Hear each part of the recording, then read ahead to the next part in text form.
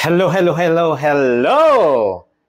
Good morning! Eto na naman tayo, si Doc Bry. At ang menu for today is pinangat na pampano. Oy, eto ang mga ingredients. Bawang, pulang sibuyas, puting sibuyas, kamatis, leek, sibuyas, at berdeng sili. With also lemon. Okay? Ang gagamitin natin, coconut oil. Okay, Yaya Cook.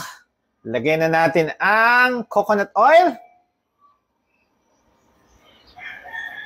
Okay. Tapos,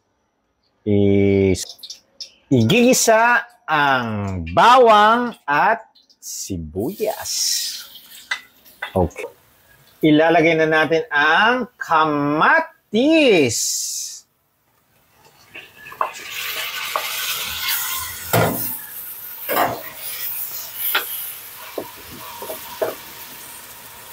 Tapos, kaya lang natin. Takpan natin at hayaan nating maluto ang kamatis, sibuyas, bawang. Yan. Pag kumakatas na ang kamatis, Yaya Cook, yan. Lalagyan natin ng tubig. Tapos mamaya, ang ating isda. Ipapatong natin. Ipapatong lang ha. Papatong natin. Oh, Yaya Cook. Patong.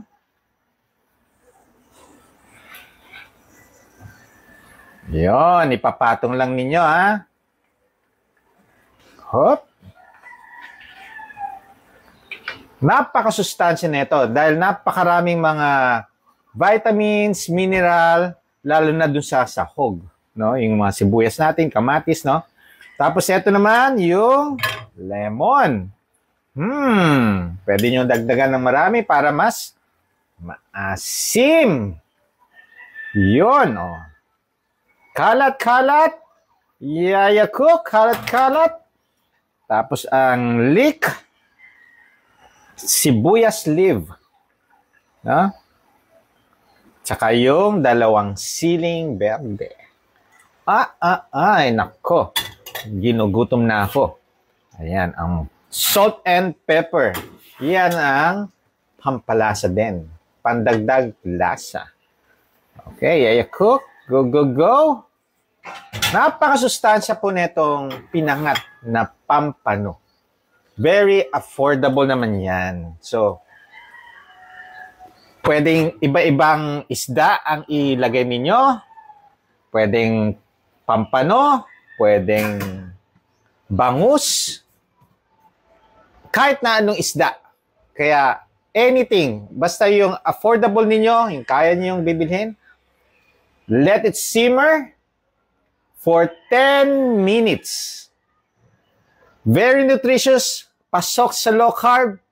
Ingat po kayo, mamaya titikman na natin. Bye-bye!